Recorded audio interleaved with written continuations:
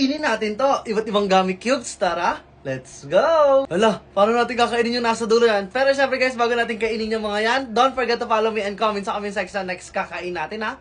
First, yung mango flavor cubes na yan. At eto yun guys. Pero syempre guys, bago natin kainin to, don't forget to follow me and comment sa comment section next kakain natin ha. At eto yun. Lasang mango talaga siya.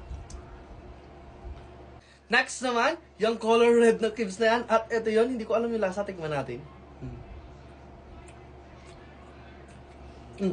Lasa siyang apple. Next naman, itong belt na to.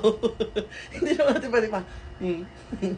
Hindi natin pwede kainin yan. Pero syempre nag-have tayo pang alternative dyan. Itong karate belt. Tignan nyo.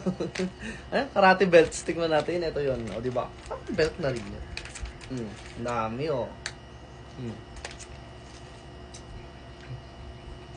Comment nga kayo sa comment section kung favorite nyo nitong dulo na itong karate belts na to. Like, follow, comment, and share. Bye-bye!